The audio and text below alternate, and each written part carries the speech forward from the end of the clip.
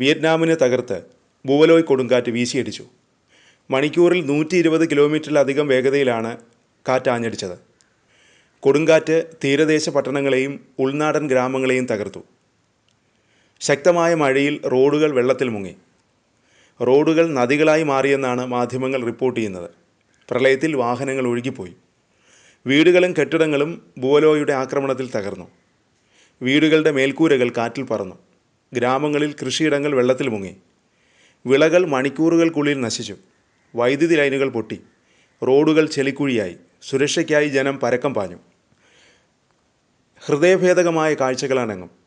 തീരപ്രദേശത്ത് മത്സ്യബന്ധന ബോട്ടുകൾ തകർന്നു. ചിലത് കടലിലേക്ക് ഒഴുകിപ്പോയി. സ്കൂളുകളും വ്യാപാര സ്ഥാപനങ്ങളും ആരാധനാലയങ്ങളും തകർന്നു. മിക്ക കുടുംബങ്ങൾക്കും എല്ലാം നഷ്ടപ്പെട്ട് ഉടുവസ്ത്രങ്ങൾ മാത്രം അവശേഷിച്ചു. രക്ഷാപ്രവർത്തകർ ആളുകളെ സുരക്ഷിത സ്ഥാനത്തേക്ക് മാറ്റി.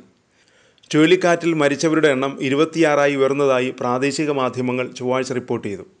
കുറഞ്ഞത് 22 പേരെ ഇപ്പോഴും കാണാതായിട്ടുണ്ട്. മരണസംഖ്യ ഉയർന്നേക്കാമെന്നാണ് മാധ്യമങ്ങൾ റിപ്പോർട്ട് ചെയ്യുന്നത്. ഈ വർഷത്ത് രാജ്യത്ത് വീശിയടിച്ച ഏറ്റവും മാരകമായ കൊടുങ്കാറ്റ് തിങ്കളാഴ്ച വടക്കൻ മധ്യ ഹാൻറ്റിൻ പ്രവിശ്യയിലാണ് കരതൊട്ടത്. 8 മീറ്റർ തിരമാലകൾ, ശക്തമായ കാറ്റ്, ഏകദേശം 300 മില്ലിമീറ്റർ മഴ എന്നിവയിൽ രാജ്യം വലഞ്ഞു.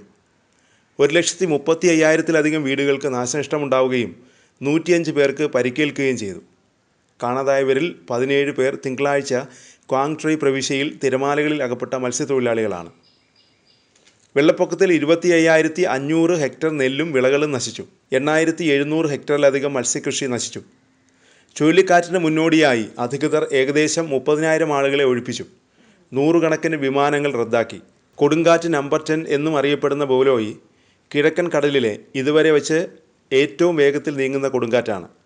സെപ്റ്റംബർ 26 മുതൽ സെപ്റ്റംബർ 28 വരെ ഏകദേശം 2 ദിവസം എടുത്താണ് കൊടുങ്കാറ്റ് 1000 കിലോമീറ്ററിലധികം സഞ്ചരിച്ചത്. രാജ്യത്തിൻ്റെ വടക്കൻ മധ്യമേഖലകളെ കൊടുങ്കാറ്റ് ഏറ്റവും അധികം ബാധിച്ചു.